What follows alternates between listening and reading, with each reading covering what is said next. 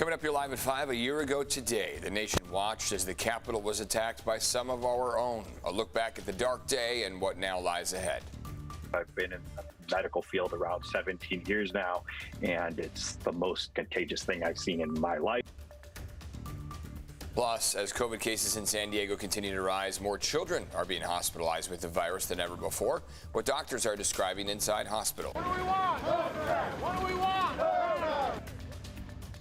Could the sanitation strike finally be dumped today? We're going to have more on the change that could happen this morning.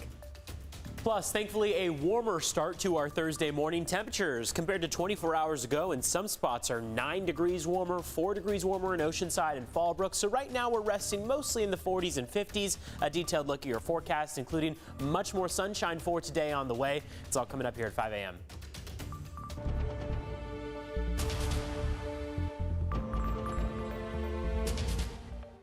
And now let's get right to our top story. It has been 1 year since the deadly attack on the U.S. Capitol.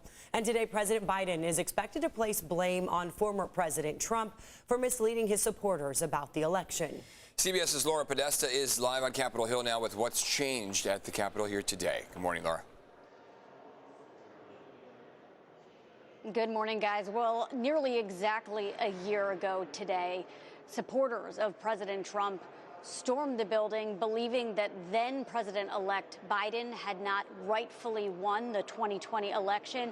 And those misconceptions persist today. There was a recent poll that said that 2/3 of Republicans nationwide agree that fraud helped Biden win, a claim we know that has been repeatedly discredited.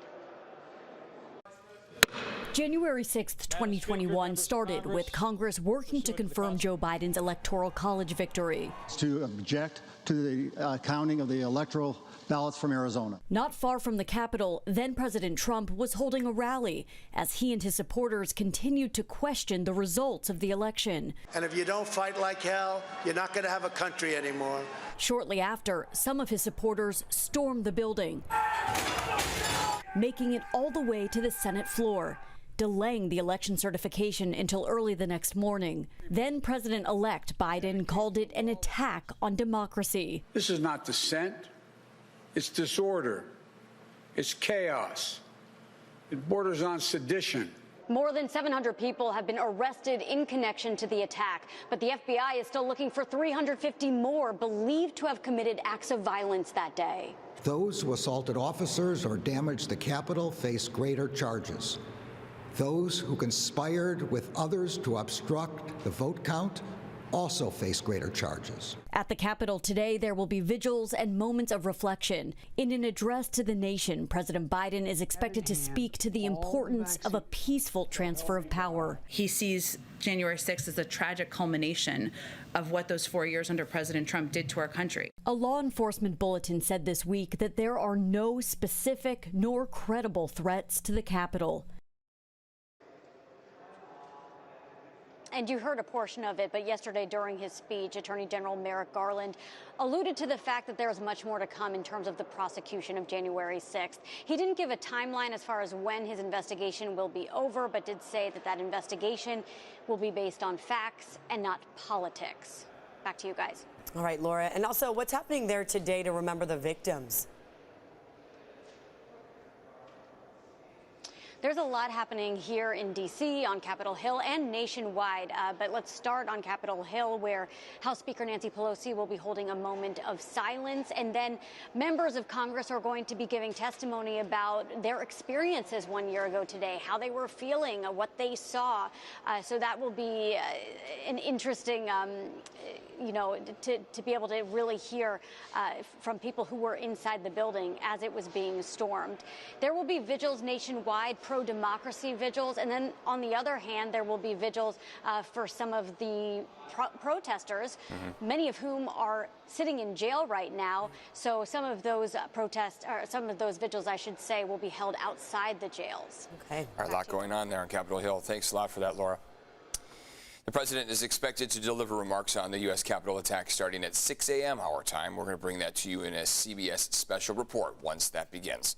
Coming up in our next half hour here, we're going to take a closer look at the growing efforts to confront hate while promoting unity. Let's turn now to another major story we've been following. COVID cases continuing to surge. It is hitting San Diego hospitals pretty hard. County health officials reported another day of very high cases. Yeah, they confirmed just over 8,200 new infections from Tuesday. That's 400 more than the day before. There were also 8 additional deaths. County health officials say hospitalizations are now up to 750. The number of ICU patients also rose by 20 to 142. County health officials are calling on people not to go to the ER looking for a COVID test. Our hospitals are dealing with COVID patients, including a rise in pediatric cases. News 8's Chris Groves joining us live at Rady Children's Hospital to explain what's been going on at those hospitals now. Good morning, Chris. And good morning, Eric and Netta. And pediatricians here in San Diego County are preaching both caution and concern. We are seeing a rise in hospitalizations when it comes to kids, and again, due to testing positive to COVID-19. This virus is causing kids to have colds, and it's spreading incredibly efficiently. Oh my goodness, they're all turning positive. They're all turning positive. Yeah, and let's give you some figures here. Right now at Rady Children's Hospital, there are 23 kids hospitalized with COVID-19. That's 8 more than last Monday. Now, in the U.S., around 700 children have been hospitalized every day as of January 2nd. Now, that's more than double from the week prior. Now, experts point to the Omicron variant, which is also spreading amongst adults. Children with underlying medical conditions seem to be the majority of those that are hospitalized. However, according to medical experts, while the numbers are jumping, the variant itself is a lot more mild. But to be safe, be on the lookout, especially if you're a parent of someone with those underlying conditions. Look out for those serious symptoms. Those include extreme lack of energy, diarrhea, or vomiting. So far, the kids who have needed treatment have responded well. But the best way to reduce getting sick, that's to get vaccinated. Again, medical experts are urging that if your children meets those age requirements, to get vaccinated, and if they've already been vaccinated, to make sure that they get that booster shot if and when they are eligible. Eric and Netta.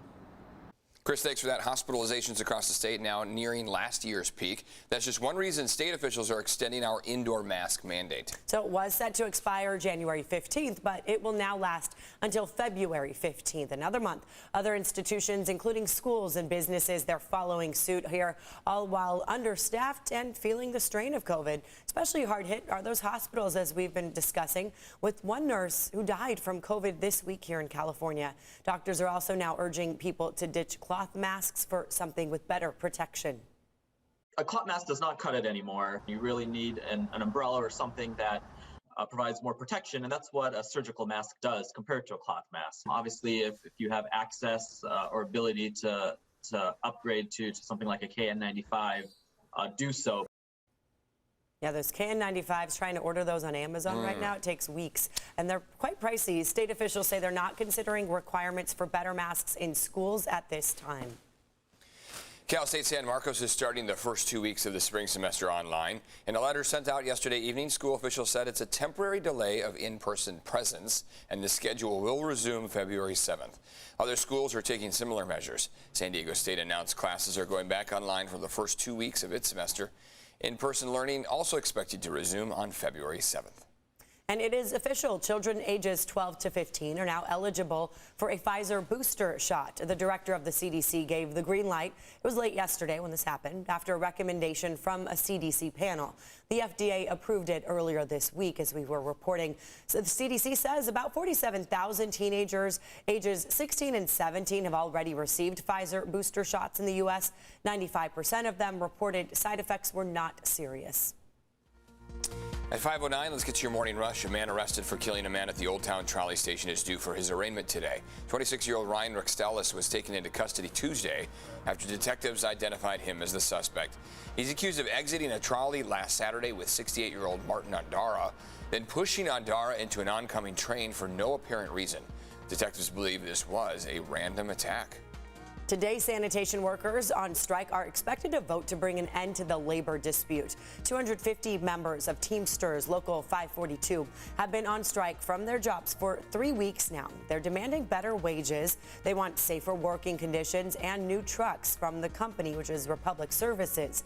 Meanwhile, trash has piled up, as we've been reporting, across several cities all around San Diego County. Look at these images. Republic Services says it's still operating on its regular schedule with help from relief drivers who've been brought in from around the country.